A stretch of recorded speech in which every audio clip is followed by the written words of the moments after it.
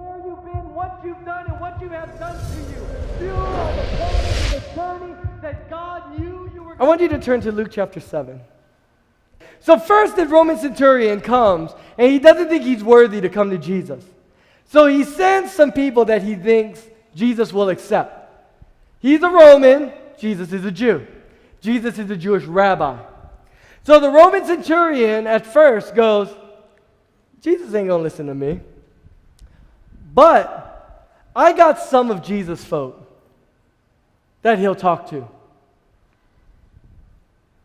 So he sent some Jewish elders. And the Jewish elders said, hey, you should come heal this guy's servant. He really is worth it. He really is good enough. You will really like him. For he loved the Jewish people and even built a synagogue for us. You see where the Jews thought that worthiness came from what you did?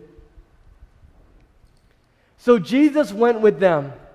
But just before they arrived at the house, the officer sent some friends to say, Lord, don't trouble yourself by coming to my home, for I am not worthy of such an honor.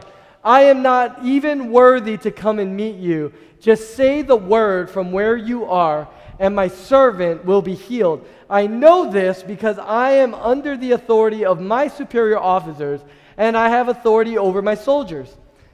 I only need to say go, and they go, or come, and they come. And if I say to my slaves, do this, they do it. When Jesus heard this, he was amazed. Turning to the crowd that was following him, he said, I tell you, I haven't seen faith like this in all of Israel. Now, this is what's crazy about it. He says, this is the greatest faith I found in all of Israel. I want you to read the Gospels and see the crazy things people did in faith to get to Jesus. They did crazy stuff. I mean, like lowering friends through roofs kind of stuff. Like coming up to him when they're supposed to stay away because they're lepers, running up to Jesus kind of stuff. Crawling through a crowd while you're bleeding from the inside and coming up to him and touching him at the hem of his garments while you're just pushing your way through a crowd kind of stuff. People did really crazy stuff to get to Jesus. And a man who was too insecure to come to Jesus himself, somebody that we would look at and go, man, he really doesn't have faith in Jesus because he didn't even come for himself. Jesus looks and says, you have the greatest amount of faith out of anybody I've seen. How could he say that? But see, great faith isn't generated from great actions per se.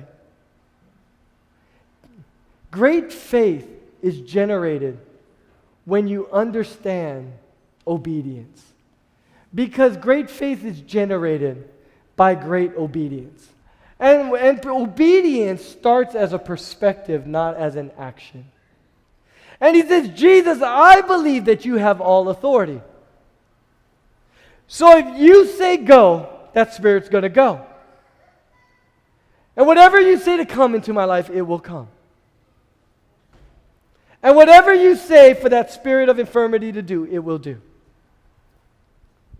And Jesus says, you get it.